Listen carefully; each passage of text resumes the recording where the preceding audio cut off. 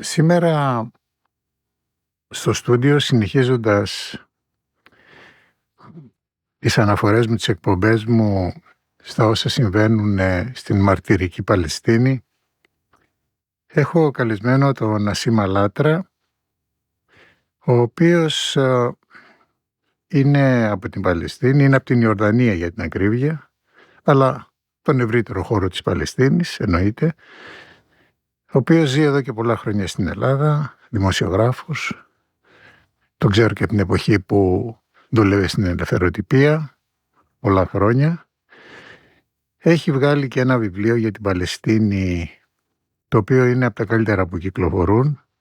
Σας το προτείνω για όσους θέλουν να μπουν σε μεγαλύτερο βάθος σε σχέση με το παλαιστινιακό ζήτημα. Ένα βιβλίο που έχει τίτλο «Παλαιστίνη, αιτίες και μύθοι» και κυκλοφορεί από τις εκδόσεις Καψιμή. Ξεκινάει από την αρχή τι έχει προηγηθεί για να φτάσει στη δημιουργία του κράτους του Ισραήλ, τι έχει μεσολαβήσει, ποιες είναι οι αλήθειες και ποια είναι τα ψέματα. Και θα ξεκινήσουμε. Νασίμ, σε ευχαριστώ που ήρθες. Καλώς ήρθες στην εκπομπή. Εγώ σε ευχαριστώ, Στέλιο, που με κάλεσες και χαρά μου είναι να βοηθήσω στην ενημέρωση του κόσμου. Ξέρω ότι αγωνίζεσαι πάρα πολλά χρόνια για την υπόθεση του λαού σου και καλά κάνεις, είναι μια υπόθεση όλων μας, έτσι το αντιλαμβάνομαι εγώ. Και έλεγα την περασμένη εβδομάδα στους ακροατές και τις ακροάτριες ότι αυτό που συμβαίνει τώρα στη Γάζα μου θυμίζει τη συμφορά του ελληνισμού στη Μικρασιατική καταστροφή, που ήταν μια καταστροφή πάρα πολύ μεγάλης κλίμακας με ανεπανόρθωτες συνέπειες. Εύχομαι και ελπίζω ότι ο λαός της Παλαιστίνης θα αποδειχτεί πιο ανθεκτικός από τον ελληνικό λαό της Μικράς Ασίας, ότι θα μείνει στον τόπο του, θα ξεπεράσει αυτή την τρομακτική καταστροφή που υφίσταται τώρα και θα ανασυγκροτηθεί και θα συνεχίσει να διεκδικεί το δίκαιο του. Λοιπόν, για να ξεκινήσουμε λίγο τώρα, έχω και το βιβλίο μου μπροστά μου. Ας ξεκινήσουμε λίγο από όλη αυτή την ιστορία, γιατί δεν έχει νόημα να μιλήσουμε τόσο πολύ για αυτά που συμβαίνουν σήμερα στην Γάζα και γενικότερα στην Παλαιστίνη, γιατί συμβαίνουν φρικτά πράγματα και στη Δυτική Όχθη και στην Ιερουσαλήμ και βέβαια στο νότιο Λίβανο. Αυτά λίγο πολύ οι άνθρωποι που ακούνε εκπομπές σαν τη δική μου τα παρακολουθούν. Να μιλήσουμε λίγο, να πάμε στην αρχή και να μιλήσουμε λίγο για το βασικό μύθο πάνω στον οποίο στηρίχτηκε όχι μόνο το σχέδιο και η εφαρμογή του για την ίδρυση του κράτους του Ισραήλ, την εκτόπιση και ό,τι άλλο συνεπάγεται αυτό το πράγμα των Παλαιστινίων από την Παλαιστίνη, αλλά και για τη χρήση που γίνεται σε αυτή την ίδια μυθολογία σήμερα, για τα σύγχρονα, για τα τελευταία κοπής και τεχνολογίας εγκλήματα που γίνονται από τους σιωνιστές στην Παλαιστίνη. Στο βιβλίο σου έχεις ένα κατατοπιστικό εκτενές κομμάτι για το πώς η βίβλος χρησιμοποιήθηκε και νομίζω ότι η άποψή σου είναι ότι εξακολουθεί να αποτελεί κεντρικό εργαλείο στην διαμόρφωση και εφαρμογή της σιωνιστικής πολιτικής στην Παλαιστίνη. Όχι μόνο της εντός Ισραήλ αλλά και εκτός. Και για παράδειγμα ακόμα και η Όρσουλα όταν πήγε κάτω μετά την 7 Οκτώβρη είπε ότι εγώ ήρθα στη γη της επαγγελίας. Άρα ακόμα και στην Ευρώπη υπάρχουν σιωνιστές που πιστεύουν ότι υπάρχει ένας Θεός που είναι μυσίτες, που έχει μυσιτικό γραφείο, που χαρίζει κόπηδα, που μοιράζει τίτλους ιδιοκτησίας. Ναι. Σε λαούς δικούς του, σε πιστούς δικούς του και στερεί από άλλους λαούς και πολίτες τα δικαιώματά τους και την ιστορία τους και ό,τι έχουν δημιουργήσει και καλλιεργήσει σε αυτή την πατρίδα, σε αυτή τη γη. Το ξέρεις ότι πολλοί άνθρωποι ακόμη που δεν είναι σιωνιστές, δικοί μας άνθρωποι, νομίζουν ότι μέχρι σήμερα, και αυτό έχει να κάνει βέβαια με το πώς έχουν διδαχτεί τη θρησκεία στην Ελλάδα, γιατί και εμείς στο σχολείο από πολύ μικρά παιδιά, από την πρώτη δημοτικού, μαθαίνουμε αυτή την εκδοχή του χριστιανισμού, Δυστυχώς, ναι. όπου η βίβλος μας διδάσκεται ως ένα βιβλίο το οποίο περιγράφει μια πραγματικότητα. Ότι είναι εκτός από θρησκευτικό, ότι είναι και βιβλίο ιστορίας. Και δεν ξέρει ο κόσμος ότι αυτό είναι ένα καθαρά θρησκευτικό βιβλίο, το οποίο βασίζεται πάνω, όπως βασίζονται όλες οι θρησκείες. Βιβλίο που δεν έχει καμία σχέση με την πραγματική ιστορία των τόπων, ειδικά της Παλαιστίνης, της Συρίας, του Λιβάνου και της Αιγύπτου. Και μάλιστα οι αρχαιολόγοι έχουν... Μίλησε μας λίγο περισσότερο γι' αυτό. Βεβαίως, είναι πάρα πολλοί, ακόμα και οι Ισραηλινοί αρχαιολόγοι έχουν καταρρύψει τους μύθους, τους θρησκευτικούς μύθους, ότι αυτή η γη είναι γη της επαγγελίας ή ότι υπήρχαν κάποιες καταστάσεις ή κάποια γεγονότα που περιγράφει η βίβλο ή έχουν συμβεί τέτοια πράγματα. Ακόμα και οι Ισραηλινοί αρχαιολόγοι και ιστορικοί έχουν πει ότι ό,τι καν υπήρχαν Εβραίοι στην Αίγυπτο, ό,τι έγινε έξοδος, ό,τι έγιναν κατάρες, καμία από όλες αυτές τις αναφορές και τους μύθους... Ούτε έπεσαν τα τείχη της Ιεριχούς από τις Άλπιγγες. Ναι, όχι βέβαια, καμία σχέση, δεν έχει καμία.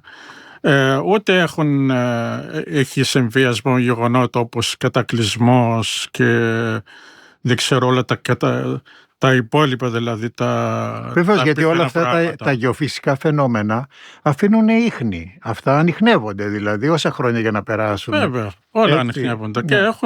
Δηλαδή και εκατομμύρια χρόνια πριν ανιχνεύονται, όχι πριν από 2.000 ή 3.000 χρόνια. Βεβαίως. Και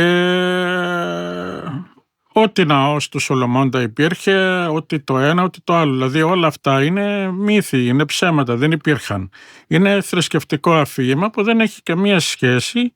Είναι μια μυθολογία, ας πούμε, που δεν έχει καμία σχέση με την πραγματικότητα και με την πραγματική ιστορία της Παλαιστίνης.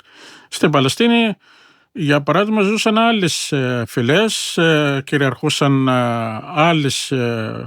άλλους βασιλιάδες, άλλες προσωπικότητες.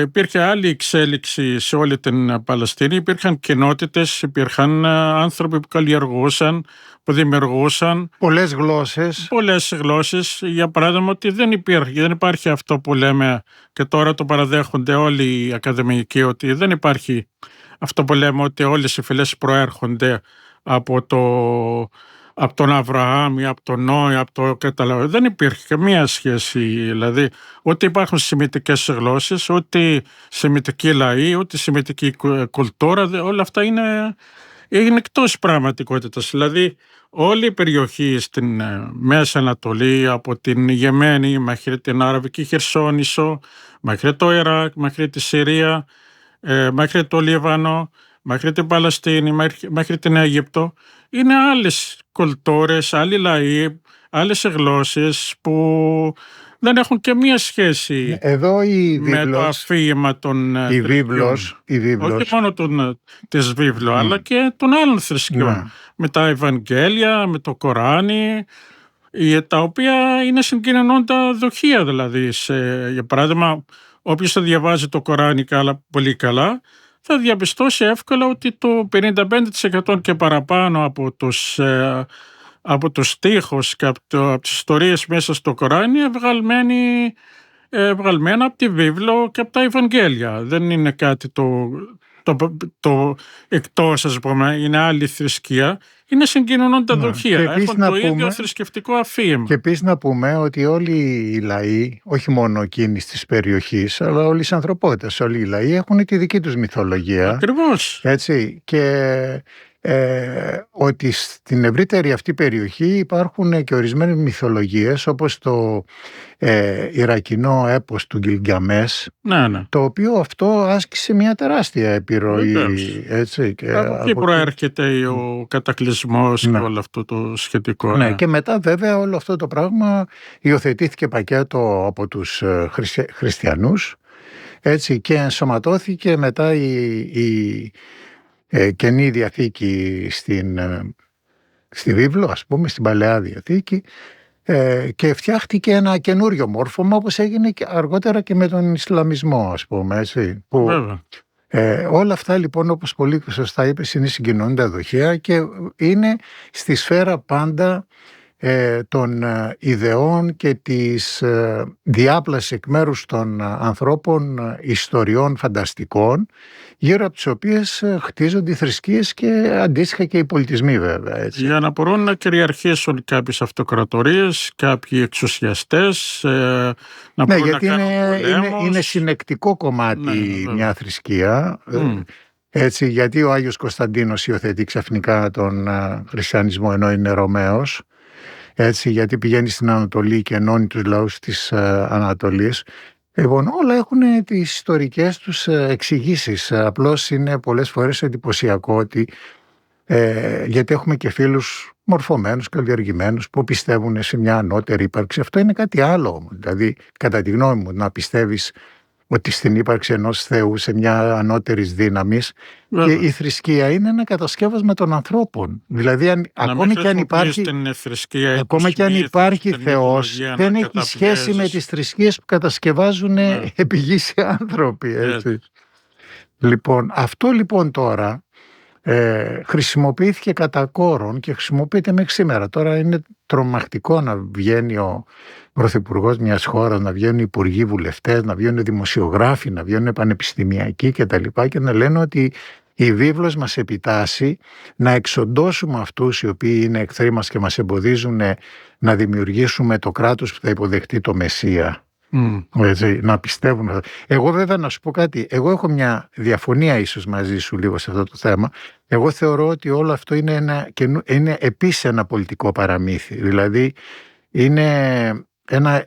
χρησιμοποιεί η σύγχρονη πολιτική, χρησιμοποιεί την θρησκεία σαν ένα εργαλείο για να επιτύχει τους σκοπούς της, και νομίζω ότι οι ραβίνοι οι οποίοι καταγγέλουν τον Νετανιάχου και την πολιτική κάστα και όλους αυτούς ότι δεν είναι Ιουδαίοι, έτσι, ότι είναι ψευτοθρησκευόμενοι και χρησιμοποιούν τη θρησκεία, γιατί η θρησκεία λέει άλλα πράγματα, ακόμη και για το κράτος του Ισραήλ.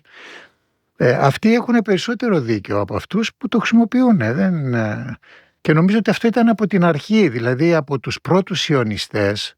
Οι παλαιότεροι ραβίνοι, οι σοφότεροι, αυτούς τους κοσμικούς δεν τους θεωρούσαν Ιουδαίους. Δεν θεωρούσαν ότι έχουν σχέση, γιατί ο Ιουδαϊσμός είναι μια θρησκεία. Ο Σιωνιστής είναι αυτός που πιστεύει ότι η Παλαιστίνη είναι η γη της επαγγελίας και πρέπει να κατακτηθεί και να εξοντωθεί ο λαός της. Ναι. Οι ραβίνοι όμως αυτοί οι Ορθόδοξοι λένε, ότι η θρησκεία μας λέει ότι το κράτος θα δημιουργηθεί όταν θα έρθει ο Μεσσίας. Άλλο, ναι. Όλες οι θρησκείες περιμένουν και τους Μεσσίες τους, τέλος πάντων. Αλλά για παράδειγμα ο Νετανιάχου στη μια ομιλία το είπε ότι η Παλαιστίνη, οι κάτοικοι της Γάζας, επίσημα τώρα ένας ολόκληρος πρωθυπουργός να βγαίνει και να λέει ότι εμείς πολεμάμε τους Αμάλικ είναι οι γίγαντες. Δηλαδή ένας μυθικός λαός. Ναι, μυθικός λαός. Όλοι αυτοί που ζουν στη Γάζα και γύρω από τη Γάζα. Και σαν να πολεμούμε εμείς τους Κύκλοπες. Ναι, κάπως τέτοιο. Ναι. Δηλαδή και ότι μέσα στη βίβλο βέβαια υπετάσσει ότι ο εκλεκτός λαός πρέπει να εξοντώσει αυτούς τους Αμάλικ. Όχι μόνο τους ανθρώπους αλλά και τα ζώα τους. και τα χωράφια τους. Δηλαδή δεν πρέπει να τους μείνει τίποτα απολύτως. Είναι απόλυτη εξόντωση. Δηλαδή πραγματικά είναι μερικές φορές κάθεσαι και λες υπάρχουν στην σημερινή εποχή τέτοιοι άνθρωποι, τέτοιοι πολιτικοί ας πούμε, που αντλούν ας πούμε την αγριότητα, αυτή την πολιτική τους από τέτοιες ας πούμε καταστάσεις, από τέτοιους μύθους. Κάθεσαι και απορείς, δηλαδή έχει φτάσει στη ανθρωπότητα η επιστήμη σε τόσο προχωρημένο επίπεδο και υπάρχουν πολιτικοί που καλείς εσύ ας πούμε ότι είσαι εντός εισαγωγικών η μοναδική δημοκρατία στην Μέση Ανατολή και κάθεσαι και βγάζεις ας πούμε μύθους από τη βίβλο για να υλοποιείς μια πολιτική εξόντωση ενός λαού για να μπορείς να πραγματοποιήσεις το μεγάλο σου εθνικιστικό στόχο, γιατί ο στόχος τους είναι αυτό που είπε για παράδειγμα το 48 Τρούμαν. Λέει εγώ έμεινα έκπληκτος από τους σιωνιστές Εβραίους, δηλαδή μου ζητούσαν δηλαδή να τους δώσω την Παλαιστίνη, λέει, σε ασημένιο πιάτο χωρίς να κάνουν τίποτα, όλη την Παλαιστίνη. Ήθελαν να διώξουν, λέει, από τότε το λέγανε ότι θέλουμε να διώξουμε τα 5 εκατομμύρια ανθρώπους που ζουν στην Παλαιστίνη και στην ευρύτερη περιοχή, ακόμα μέχρι το Τίγρη και Εφράτη έλεγαν. Γιατί αυτό είναι το μεγάλο του Ισραήλ. Ο Σιωνισμός πιστεύει στο μεγάλο Ισραήλ, δηλαδή οι πρώτοι χάρτες που έβγαζαν και όλα αυτά από Νείλο μέχρι το Εφράτη. Ναι, το μεγάλο Ισραήλ. Και βορρά μέχρι τη Μικρά Ασία. Ναι, είναι μεγάλο το οικόπεδο που τους παραχώρησε το μεσαιτικό γραφείο Πολύγεται Θεός. Και λέει, εγώ έχω μείνει, δηλαδή πώς θα συμβεί αυτό το πράγμα, να διώξουμε 5 εκατομμύρια ανθρώπους για να φέρουμε άλλους 5 εκατομμύρια. Είναι ακατόρθωτο αυτό τώρα να γίνει τώρα. Παιδιά, ας το κάνουμε με δόσεις. Αυτή είναι η πολιτική των ΗΠΑ. Ναι. Οι σιωνιστές θέλανε μία και καλή. Ναι. Και να το τελειώσουν μία και καλή. Γι' αυτό τώρα ο Νετανιάχου και οι άλλοι, όλοι αυτοί οι ακραίοι εθνικιστές και ακροδεξιοί. Και είναι η ίδια πολιτική που ακολουθεί. Ναι, αυτοί λένε τώρα ότι εμείς δεν θα κάνουμε τα ίδια λάθη, εννοώντας ότι οι προηγούμενοι ηγέτες του σιωνισμού κάναν το λάθος να αποδεχτούν αυτές τις μεσοβέζικες λύσεις. Ακριβώς. Ναι. Ναι. Και αυτό αντιτίθεται στην αμερικανική πολιτική. Φίλες και φίλοι, Νασίμ Αλάτρας είναι σήμερα εδώ, είναι ιστορικός, δημοσιογράφος. Θα συνεχίσουμε την κουβέντα μας βέβαια, 2 λεπτάκια είμαστε στη μέση της εκπομπής. Θα συνεχίσουμε με αυτό και με άλλα πολύ ενδιαφέροντα θέματα.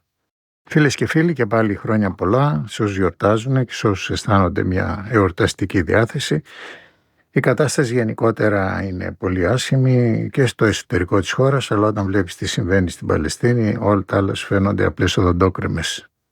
Που δεν είναι, γιατί ο καθένας παλεύει στο χώρο του βέβαια και αυτό έχει σημασία, γιατί όλα είναι αλληλένδετα. Λοιπόν, καλεσμένος σήμερα στην εκπομπή είναι ένας Νασίμ Αλάτρας, παλιός γνωστός και φίλος, συνάδελφος, δημοσιογράφος, ιστορικός. Έχω μπροστά μου το βιβλίο του «Παλαιστίνη, αιτίες και μύθοι». Κυκλοφορεί από τις εκδόσεις Καψιμή. Το λέω κυκλοφορεί γιατί έχουν βγει και άλλα καλά βιβλία, βασικά από Ισραηλινούς συγγραφείς, από τον Ιλάν Πάπε και από άλλους στο παρελθόν, αλλά αυτά τα βιβλία εξαντλήθηκαν οι εκδόσεις τους και δεν επανεκδόθηκαν. Και δεν επανεκδόθηκαν ούτε τώρα που το θέμα είναι πολύ καυτό και χρειάζεται υλικό για την επιμόρφωση των ανθρώπων. Ευτυχώς το βιβλίο του Νασίμ Αλάτρας για την Παλαιστίνη από τις εκδόσεις Καψιμή εξακολουθεί να υπάρχει στα βιβλιοπωλεία. Εγώ πέρασα από την πολιτεία και το βρήκα εκεί, γιατί μου το έχουν ζητήσει διάφοροι φίλοι και σας το προτείνω ανεπιφύλακτα. Έτσι. Και είναι και σε πολύ προσιτή τιμή και καλή έκδοση. Λοιπόν, Νασίμ, θέλω λίγο να μείνουμε σε αυτό, γιατί νομίζω ότι είναι πάρα πολύ βασικό, γιατί όλη η ιστορία για το κράτος του Ισραήλ χτίστηκε ουσιαστικά αυτό δηλαδή το image του κράτους του Ισραήλ ουσιαστικά πήρε την οριστική του μορφή επικοινωνιακά, προπαγανδιστικά, ιδιαίτερα μετά τον πόλεμο του 1967. όπου έγινε πολύ ισχυρό εργαλείο του σιωνισμού το ολοκαύτωμα. Δηλαδή αυτή η καταστροφή μεγάλου αριθμού Εβραίων και όχι μόνο από τους Ναζί. Μετά το 1967, στα πλαίσια των γεωπολιτικών εξελίξεων, αυτό αναδείχτηκε σε κύρια αιτία, και αυτή είναι μια πλάνη για τη δημιουργία του κράτους του Ισραήλ. Ενώ το κράτος του Ισραήλ ουσιαστικά έχει αρχίσει, όπως γράφεις και εσύ στο βιβλίο σου, να δημιουργείται ουσιαστικά από το 1920. Έτσι είναι, ναι, αλλά από το 1920 νομίζω ότι τους αφήνουν οι Βρετανοί και τους δίνουν χρήματα και όπλα να φτιάξουν και στρατό. Χωρίς να έχουν κράτος. Και όπλα και στρατό. Έτσι, γιατί το κράτος το κάνουν μετά από 28 χρόνια, ας πούμε. Ναι. Αλλά το χτίζουν το κράτος από το 1920, φτιάχνοντας και στρατό και παραστρατιωτικές ομάδες για να εξοντώσουν τους Παλαιστίνιους. Βέβαια. Οπότε δεν έχει καμία σχέση με ολοκαυτώματα, με Ναζί και τα λοιπά το κράτος του Ισραήλ. Είναι ένα σχέδιο που το έχουν συμφωνήσει, και αυτό το λες στο βιβλίο σου, είναι η συμφωνία Σάικς-Πικό, δηλαδή μεταξύ Γάλλων αποικιοκρατών και Εγγλέζων, που προηγείται λίγο της διακήρυξης του Μπάλφουρ για το μοίρασμα της Μέσης Ανατολής. Μετά οι Εγγλέζοι παίρνουν αυτή την Παλαιστίνη στη μοιρασιά και βάζουν μπροστά την ίδρυση, τη δημιουργία του κράτους του Ισραήλ. Μάλιστα βγάζουν και απόφαση της κοινωνίας των εθνών τότε, η οποία ελέγχεται από τις μεγάλες δυνάμεις της εποχής. Άρα δεν έχει καμία σχέση. Είναι ένα δημιούργημα της αποικιοκρατίας, είναι το κράτος του Ισραήλ. Όχι των διωγμών των Εβραίων από τους Ναζί. Να το ξεκαθαρίσουμε έτσι. Λοιπόν, το δεύτερο ζήτημα που έχει σχέση με αυτά που συζητούσαμε μέχρι τώρα. Ναι, που έχει σημασία να τονίσουμε εδώ, να το αναφέρουμε, είναι ότι οι Άγγλοι άρχιζαν από νωρίς να ενδιαφέρονται για τα πετρέλαια στον αραβικό κόσμο, ειδικά για τα πετρέλαια το Ιράκ. Και πριν την διακήρυξη του Μπάλφουρ, οι Άγγλοι 4-5 χρόνια πριν ακόμα είχαν φτιάξει σχέδιο για να κατασκευάζουν έναν αγωγό που θα μεταφέρει το πετρέλαιο το Ιράκ. Το Ιράκ τότε, γιατί πετρέλαιο στη Σαουδική Αραβία ακόμα δεν είχε ανακαλυφθεί. Το βασίλειο των πετρελαίων τότε ήταν το Ιράκ. Και ήθελαν να μεταφέρουν το πετρέλαιο το Ιράκ από την Κυρκούκ μέχρι τη Χάιφα, μέχρι την Παλαιστίνη. Όλη αυτή η διαδρομή, όποιος αν κοιτάξει κάποιος τον χάρτη θα το δει πάρα πολύ καλά.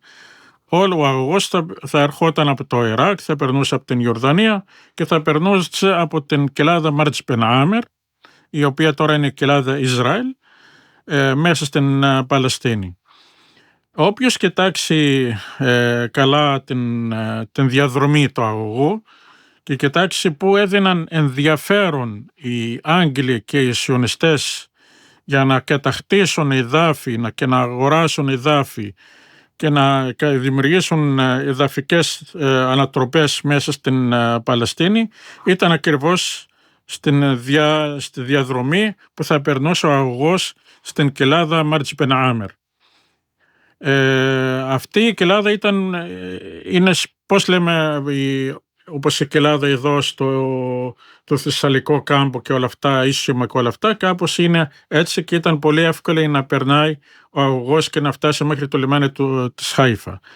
Και ήθελαν οι Άγγλοι από τότε, έναν καλό και πιστό χωροφύλακα που να προστατεύει τα συμφέροντά τους στην περιοχή και ειδικά που να ελέγχει την στρόφιγγα, ας πούμε, το πετρελαίο που θα φέρει το πετρέλαιο από το Ιράκ και θα το πάει στη Μεσόγειο.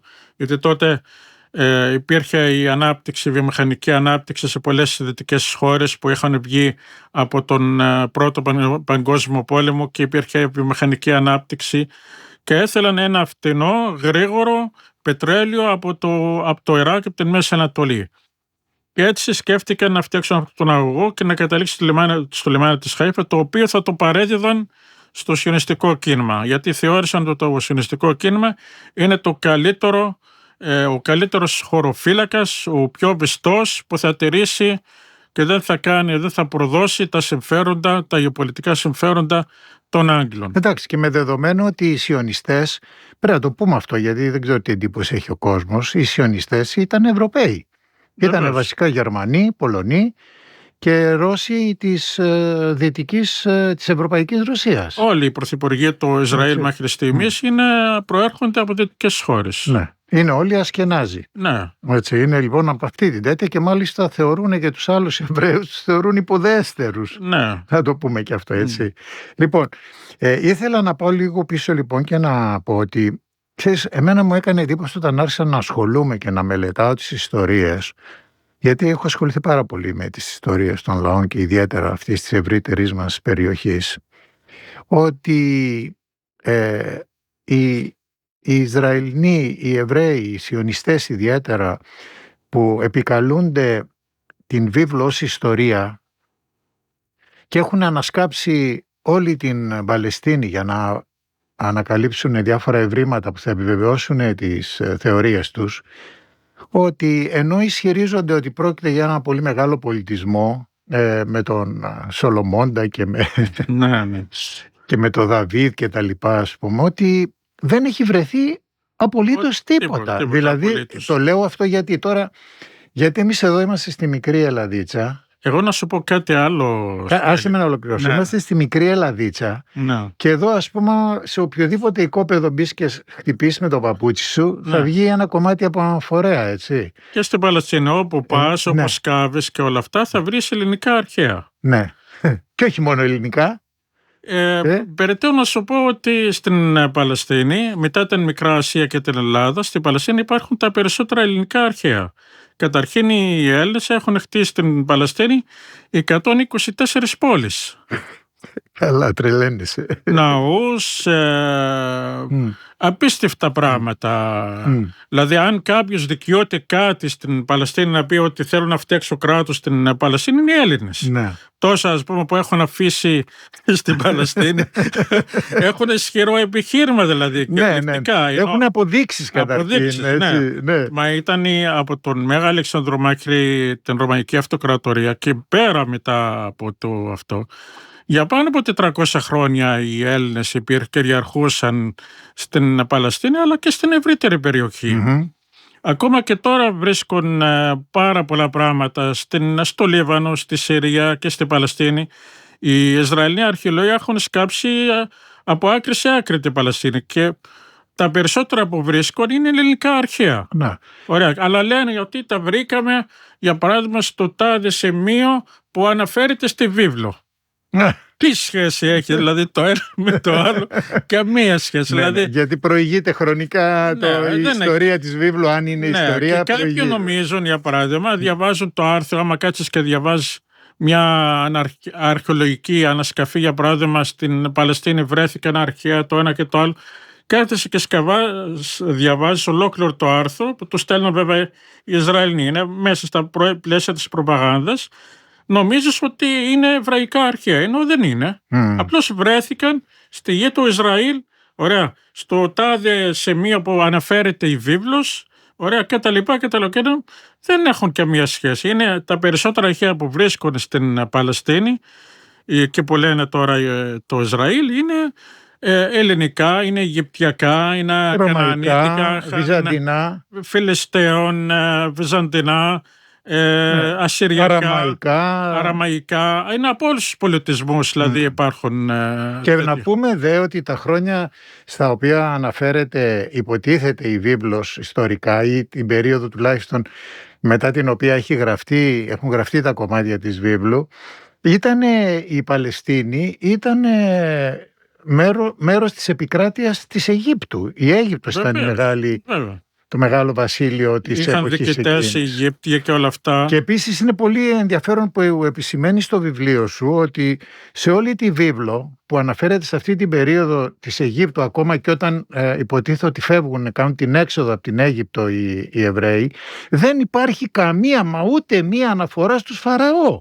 Τίποτα, ναι. Είναι σαν να μιλάς για την ελληνιστική περίοδο και να παραλείψεις το Μέγα Αλέξανδρο, ας πούμε. Ούτε αναφορά για τις πυραμίδες. Ούτε καμία αναφορά για τις πυραμίδες. Ολόκληρο αυτό δεν υπάρχει, ας πούμε. Και πόσο μάλλον για εκείνη την εποχή. Για ναούς των Αιγυπτίων το ένα και το άλλο δεν υπήρχε καμία αναφορά. Μα τώρα θα πούμε σε πιο αυτό. Αλλά εκεί που λέγανε για την έξοδο από την Αίγυπτο, όταν έκαναν την έξοδο στην Παλαιστίνη, την κατήχαν οι Αιγύπτιοι. Είχαν διοικητές οι Αιγύπτιοι. Δηλαδή φύγανε από την Αίγυπτο και πήγανε σε Αιγυπτιακή επικράτεια. Ναι, βέβαια. Δεν υπήρχε κάτι τέτοιο, ας πούμε.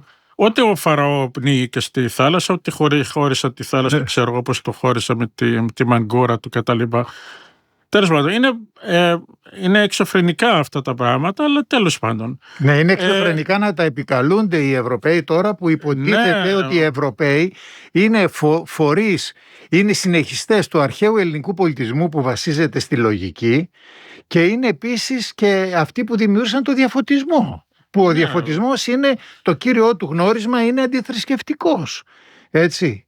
Βασίζεται δηλαδή στην επιστήμη και δεν βασίζεται στη μυθολογία. Λοιπόν, και τώρα βγαίνουν και υποστηρίζουν και αυτοί τα ίδια πράγματα, για να πάμε και στην Αμερική που θεωρώ ότι είναι ακόμη πιο καθυστερημένοι. Δηλαδή έχουν 80 εκατομμύρια ευαγγελιστές προτεστάντες στην Αμερική, οι οποίοι πιστεύουν αυτά τα πράγματα και οι οποίοι στηρίζουν, λέει, το Ισραήλ, γιατί πιστεύουν ότι πρέπει να μείνουν οι Εβραίοι στην Παλαιστίνη για να διευκολύνουν την έλευση του Μεσσία, του χριστιανικού Μεσσία, ο οποίος εντωμεταξύ όμως, λέει, θα τους εκχριστιανίσουν τους Εβραίους και έτσι αρμονικά θα έρθει ο Μεσσίας και θα τους βρει όλους τους χριστιανούς. Δηλαδή και τα πιστεύουν αυτά άνθρωποι που είναι στον 21ο αιώνα. Και όμως στην Αμερική, αλλά να σου πω κάτι,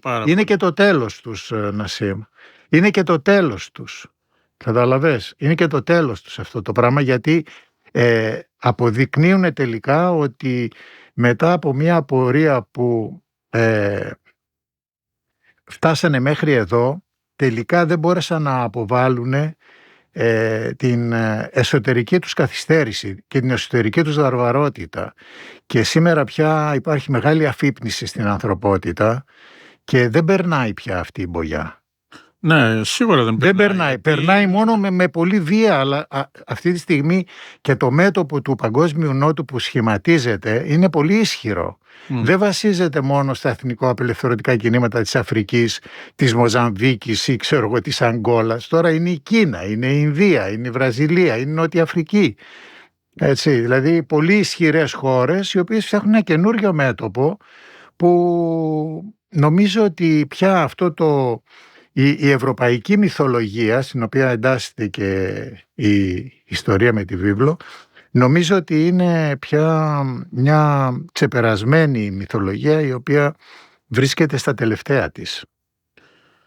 Ναι, πια ο περισσότερος κόσμος έχει καταλάβει ότι η κατάσταση με τους θρησκευτικούς μύθους δεν είναι πραγματική και δεν βασίζεται σε πραγματικά ευρήματα, σε πραγματική βάση. Νασίμ Αλάτρας σήμερα λοιπόν στην εκπομπή με το βιβλίο του Παλαιστίνη «Αιτίες και μύθοι», εκδόσεις Καψιμή. Να έρθω λίγο στα τωρινά, γιατί και η ώρα δυστυχώς Νασίμ περνάει. Τώρα, πολλοί βγαίνουν και προτείνουν, λένε ότι η μόνη λύση έτσι όπως έχουν γίνει τα πράγματα είναι η δημιουργία δύο κρατών. Εσύ πιστεύεις, εδώ στο εξώφυλλο του βιβλίου σου έχεις διαδοχικά πώς διαμορφώνεται ο χάρτης της Παλαιστίνης. Δηλαδή από το 1947 που οι Παλαιστίνοι όλοι κατοικούσαν οι Παλαιστίνοι, τώρα την έχουν συρρικνώσει, την έχουν τεμαχίσει, την έχουν κουτσουρέψει τόσο πολύ οι σιωνιστές, που έχει μείνει ένα πολύ μικρό δείγμα και αυτό κατακαιρματισμένο. Είναι ελβετικό πια η Δυτική Όχθη. Λοιπόν, υπάρχει δυνατότητα να δημιουργηθεί, και αν δεν υπάρχει δυνατότητα να τους επιβληθεί να γίνουν δύο κράτη, υπάρχει άλλη λύση? Δύσκολες ερωτήσεις, δεν περιμένω να πεις όχι, 100% αλλά ναι, πεις την εκτίμησή σου. Όχι, έχω την... Κοίτα, εγώ ξεκολουθώ να πιστεύω στην πρόταση που έκαναν οι κομμουνιστές στην Παλαιστίνη πριν το 1948, αλλά που έκαναν οι αριστεροί Παλαιστίνοι το 1967.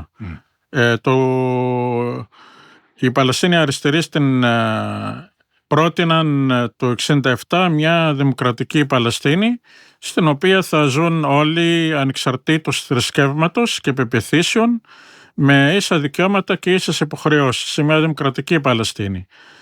Και πραγματικά αυτό που τώρα είναι διαμορφωμένο πια είναι ότι η λύση δύο κρατών είναι τελείως ανεδαφική. Δεν μπορεί να εφαρμοστεί με τα δεδομένα που διαμόρφωσε το Ισραήλ στην Δυτική Όχθη τα τελευταία 40 χρόνια. Υπάρχουν τόσες απικίες και τόσοι άπικοι στην Δυτική Όχθη και έχουν δημιουργήσει ουσιαστικά κράτος εν κράτη, δηλαδή μέσα στην Δυτική Όχθη, με εδαφικά δηλαδή δεν μπορεί να δημιουργηθεί πια Παλαιστινιακό κράτος, γιατί με 800 περίπου χιλιάδες άπικοι που υπάρχουν στην Δυτική Όχθη και οι εκατοντάδες απικίες παράνομες, χτισμένες όλες σχεδόν στα βουνά της Δυτικής Όχθης. Και τώρα αυτό το τρίμηνο που γίνονται οι εχθροπραξίες οργιάζουν και στη Βιθλεέμ και στην Αμπλούς και στην Ιερουσαλήμ, παντού επεκτείνουν τους επικισμούς. Έχουν φτιάξει και μακέτες για να κάνουν απικίες ακόμα και στη Γάζα και καταδαφίζουν ολόκληρες συνοικίες, πολλές συνοικίες γύρω από τη Γάζα τις καταδαφίζουν, ειδικά στην παραλία, λέει, για να δημιουργήσουν βίλες για τους Εβραίους άπικους που θα φέρουν, λέει, στη Γάζα. Να.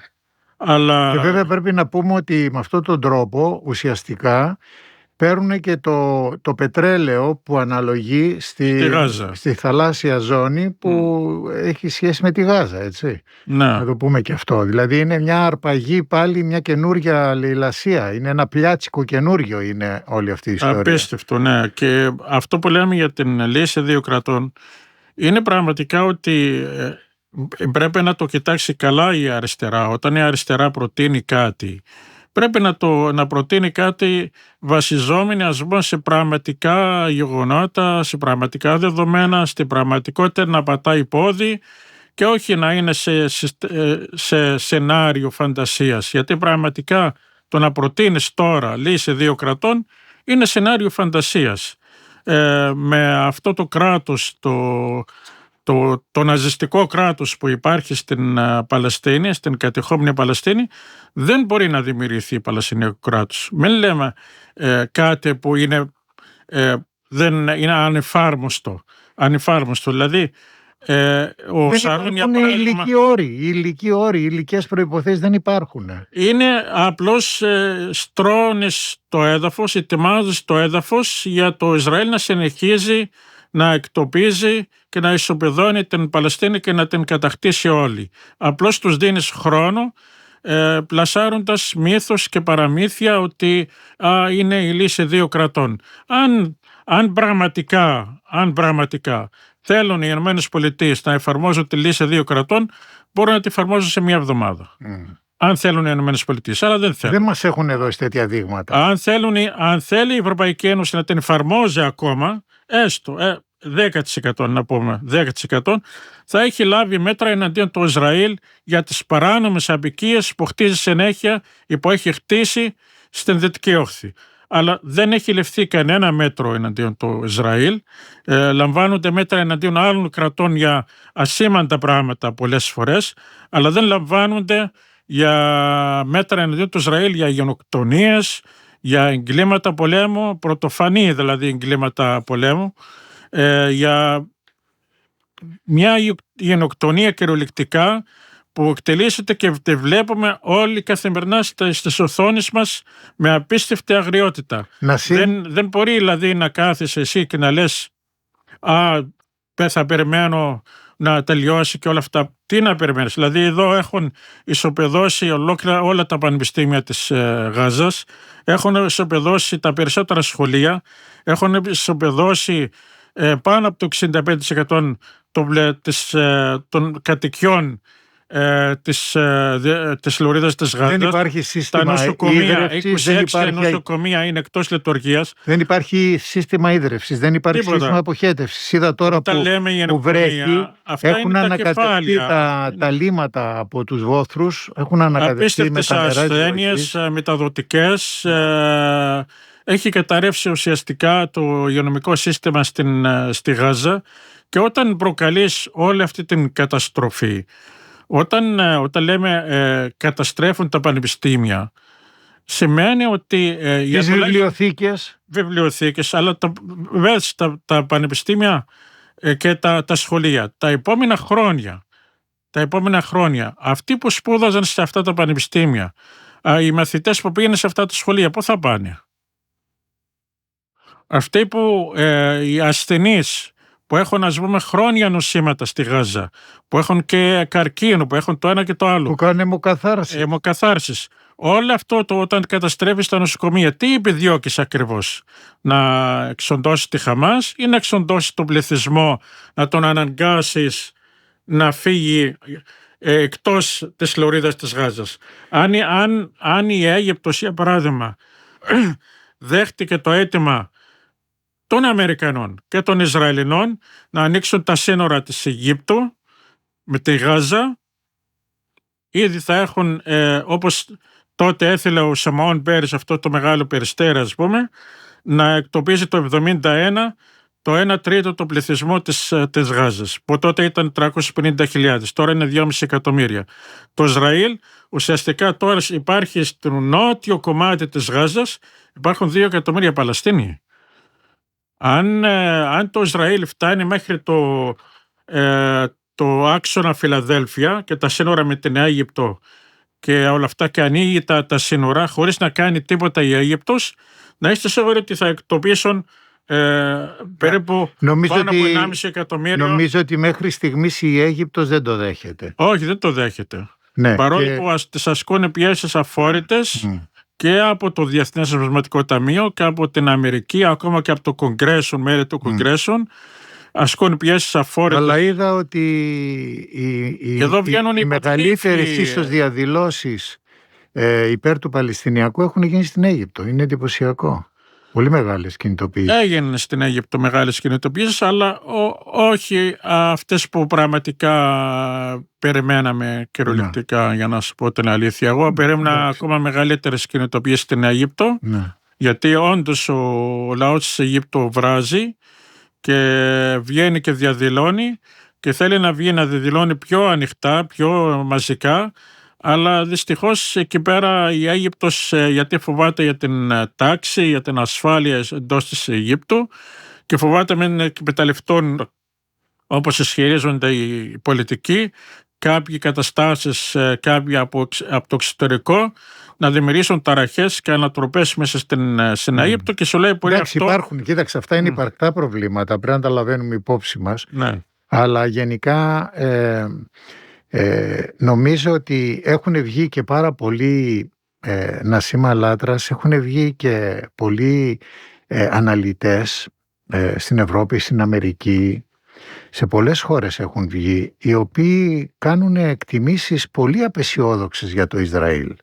Λένε ότι αυτό που τέντωσε πάρα πολύ το θέμα το Παλαιστινιακό, το ξεχύλωσε δηλαδή, το πήγε στα άκρα, ότι μπορεί όταν θα αρχίσουν να εμφανίζονται οι επιπτώσεις του, μπορεί να λειτουργήσει πάρα πολύ αρνητικά για το Ισραήλ. Δηλαδή, ενώ φαινομενικά να έχει ενισχύσει τη θέση του Ισραήλ, μπορεί να την έχει αποδυναμώσει σε σημείο πολύ ανησυχητικό για τους σιωνιστές.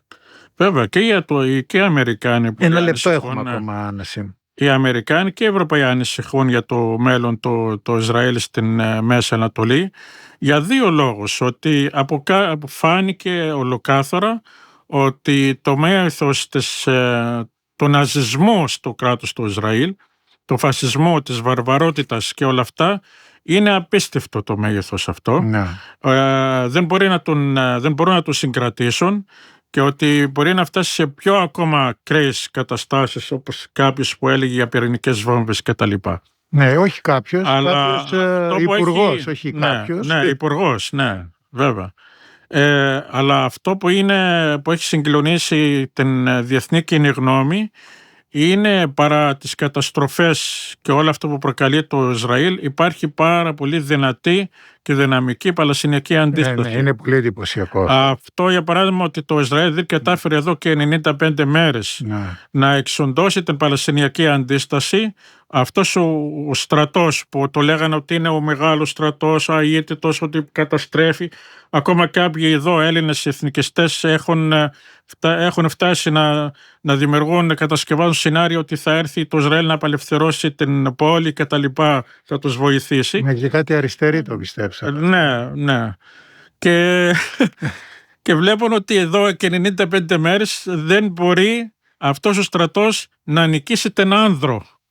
Γιατί όλοι να ξέρουμε ότι όλη η λωρίδα της Γάζας είναι οι άνδρος. Το Ισραήλ που έχει διαθέτει τα πιο σύγχρονα, τα πιο εξελιγμένα, τα μεγαλύτερα πολεμικά μαχητικά, και δεν μπορεί να νικήσει τους μαχητές της Χαμάς με τις αγιονάρες. Λοιπόν, όχι μόνο της Χαμάς, αλλά υπάρχουν και μαχητές αριστεροί που μάχονται. Και άλλων ομάδων. Και άλλων ομάδων, βέβαια, να μην το ξεχάσουμε αυτό. Ναι, σωστό. Ναι. Λοιπόν, Νασίμ, εδώ θα σε κόψω. Πολύ ενδιαφέρουσα, πάρα πολύ η συζήτηση. Ευχαριστώ πάρα πολύ που ήρθες. Φίλες και φίλοι, Νασίμ Αλάτρας, Παλαιστίνη, αιτίες και μύθοι, το βιβλίο του, εξαιρετικά κατατοπιστικό, εκδόσεις Καψιμή, υπάρχει στα βιβλιοπωλεία, μπορείτε να το προμηθευτείτε.